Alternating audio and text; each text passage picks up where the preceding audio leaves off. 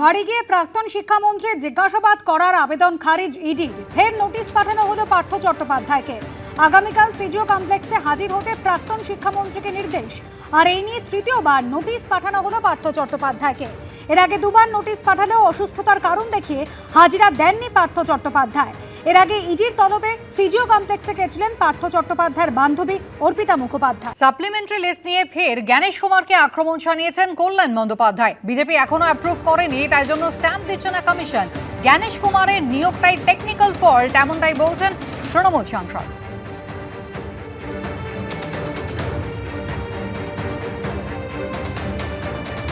এই জ্ঞানেশ কুমারের অ্যাপয়েন্টমেন্টটাই টেকনিক্যাল ফল্টের জন্য হয়েছে, বুঝতে পেরেছেন না? হয়েছে কি, সাপ্লিমেন্টারি বেরিয়ে গেছে, এখন বিজেপি অ্যাপ্রুভ করেনি। তো বিজেপি তো স্ট্যাম্প দেয়নি, বিজেপি অ্যাপ্রুভ করেনি। ওরা তো কোর্টের হাইকোর্টের চিফ জাস্টিসের অর্ডার অনুযায়ী দিয়ে দিয়েছে। এবার অমিত শাহ ধরেছে, আমি তো অ্যাপ্রুভ করিনি, আমার কাছে কেন নিয়ে এলেন? আমাকে তো অ্যাপ্রুভ করতে হবে, স্ট্যাম্প দিতে হবে। সে অ্যাপ্রুভ করেনি, তাই জন্য এখন টেকনিক্যাল ডিফল্ট বলছে। আসলে চিফ ইলেকশন কমিশনার মানে যে আছেন জ্ঞানেশ কুমার, এটা ইনএফিশিয়েন্ট, এটা ওয়ার্স্ট পারসন, বিজেপির একটা দালাল। হ্যাঁ, গোটাটা ঘেঁটে দিচ্ছে একদম। একটা থার্ড গ্রেডের লোক, কোনো অপদার্থ লোক যাকে বলে একদম। কিন্তু সাপ্লিমেন্টারি লিস্ট নিয়ে একাধিক অভিযোগ ছিল, কারণ গতকাল পর্যন্ত ভোটাররা যারা বিবেচনাধীনের তালিকায় যাদের নাম ছিল তারা অভিযোগ করেছিলেন যে স্পষ্ট করে কিছু দেখতে তারা পাচ্ছেন না। এখন কিন্তু তালিকা একেবারে নির্বাচন কমিশনের ওয়েবসাইটে স্পষ্ট, কিন্তু বিভ্রান্তি আরো বাড়ছে। একদিকে আপনারা সুজাপুরের ছবি দেখলেন, একটি বুথে যেখানে 427 জনের নাম বাদ গিয়েছে, আর অন্যদিকে বসিরহাটের একটি বুথ, সেখানে বাদ গিয়েছে মোট 340 জনের নাম। নাম ডিলিটের হিসেবে বিএলও মোহাম্মদ শফিকুল আলম, তার নামও কিন্তু লিস্টে রয়েছে। বসিরহাট 2 নম্বর ব্লকের বড় বোবরা গ্রামের 5 নম্বর বুথ, যেখানে এই ছবি ধরা পড়েছে। এই বুথের মোট ভোটারের সংখ্যা ছিল 992 জন, যার মধ্যে শুনানিতে 358 জন ডাক পেয়েছিলেন। এর মধ্যে মাত্র 18 জনের নাম চূড়ান্ত ভোটার তালিকায় উঠেছে, বাকি নাম ছিল বিবেচনাধীন হিসাবে। এবং রাতে এই নিয়ে বিক্ষোভও দেখিয়েছেন যাদের নাম বাদ পড়েছেন সেই ভোটাররা।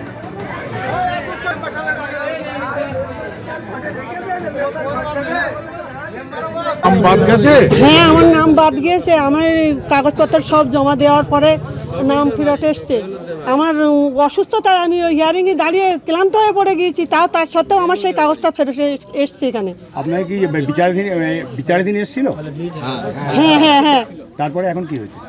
এখন এই ডিলেট হয়ে গিয়েছে। আমি মানে ঘুম হচ্ছে না, ক্লান্ত হয়ে পড়ে গিয়েছি। সমস্ত ডকুমেন্টস ঠিক থাকা সত্ত্বেও আমাদেরকে আন্ডার অ্যাডজুডিকেশন, তারপরে ডিলিটের খাতায় ফেলিয়ে দিয়েছে।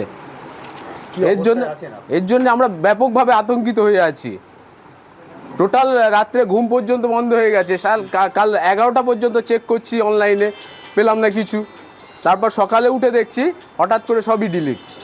সব রকম প্রমাণপত্র, একটা সিঙ্গেল অক্ষর পর্যন্ত ভুল পাবেন না আমাদের ডকুমেন্টসে, দেখতে পারেন। কি মনে করছেন বিষয়টা এরকম হলো কেন? বিষয়টা এটা উদ্দেশ্য প্রণোদিতভাবে হয়েছে। আরও একটা বিষয় বলবো, আমাদের এখানে কিছু মাইনরিটি ভোট, হিন্দু ভোট ছিল, 5টা ভোট ছিল, সেই 5টাই খুঁটে খুঁটে রিকভার করে দিয়েছে।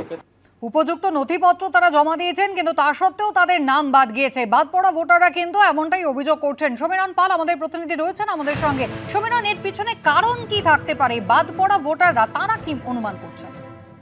হ্যাঁ দেখো কুসুমিতা, বাদ পড়া ভোটারদের বক্তব্য হচ্ছে যে 300 জন, যারা 340 জন যাদের নাম বাদ পড়েছে, তারা প্রত্যেকেই শুনানির সময় প্রয়োজনীয় নথিপত্র দিয়েছেন, কিন্তু তা সত্ত্বেও তাদের নাম যে খসড়া তালিকায় বিবেচনাধীন ছিল। এরপরে যখন গত 23 তারিখ মধ্যরাতে সাপ্লিমেন্টারি তালিকা বেরোয়, সেখানেও দেখা যাচ্ছে যে তাদের নাম নেই। এরপর তারা ক্ষোভে ফেটে পড়েন এবং গতকাল রাতে ওই 5 নম্বর বুথের বিএলওর বাড়ির সামনে তারা বিক্ষোভ দেখাতে থাকে। তাদের একটাই বক্তব্য যে তারা সমস্ত নথিপত্র যেগুলো নির্বাচন কমিশন তাদের চাওয়া হয়েছিল সেই শুনানির সময় তারা নিয়ে গেছিলেন, কিন্তু তা সত্ত্বেও তাদের নাম সাপ্লিমেন্টারি লিস্টে নেই এবং তাদের বাদের খাতায় রয়েছে। এবং তারা ক্ষোভে ফেটে পড়েছেন, যেহেতু 29 তারিখ বসিরহাট উত্তর বিধানসভা কেন্দ্রে নির্বাচন রয়েছে, সামনে নির্বাচন আর হাতে গোনা কিছুদিন বাকি, অর্থাৎ মাত্র 1 মাসেরই কিছু সময় বেশি বাকি রয়েছে। তার মধ্যে তাদের তালিকায় নাম উঠবে না এবং এই অনিশ্চয়তার মধ্যে দিয়ে গতকাল গভীর রাত পর্যন্ত তারা বিক্ষোভ দেখাতে থাকে। এবং তাদের একটাই বক্তব্য, তারা প্রয়োজনীয় নথি দিয়েছিলেন কিন্তু তাদের নাম বাদ গেছে এবং তাদের বিবেচনাধীন থাকার পরেও নাম বাদ গেছে। এবং শুধু তাই নয়, এবং তারা প্রত্যেকেই ট্রাইব্যুনালে যাবেন এবং ট্রাইব্যুনালে যাওয়ার পরেও যে তাদের নাম উঠবে সেই নিয়ে একটা অনিশ্চয়তা দেখা দিয়েছে। এবং বিএলওর বক্তব্য হচ্ছে তিনি যথাসাধ্য চেষ্টা করেছিলেন কিন্তু তাদের নাম নেই, এবং এই কারণেই তার বাড়ির সামনে তারা বিক্ষোভ দেখায় এবং বিক্ষোভে উত্তাল হয়ে ওঠে বিবিপুর বেগমপুর গ্রাম পঞ্চায়েতের গোবরা এলাকা।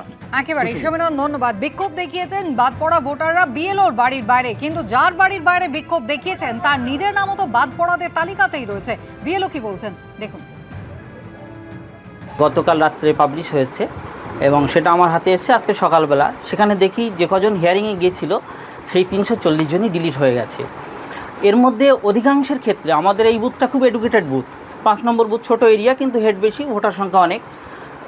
তো সেই 952 জনের মধ্যে 340 জন আন্ডার এডুকেশন হয় এবং 340 জনই পরবর্তী সময় আজকে সকালে দেখি যে ডিলিট হয়ে গেছে। তার মধ্যে আমি নিজেও আছি। আমি নিজেও সার্ভিস করি, প্রাইমারি স্কুল শিক্ষক, সন্দেশখালী সার্কেল, এবং আমার পরিবারের অনেকেই আছেন যারা 2002 সালের ভোটার, তাদের 48 জনকে ডিলিট করেছে। এবিপি আনন্দ, এগিয়ে থাকে, এগিয়ে রাখে।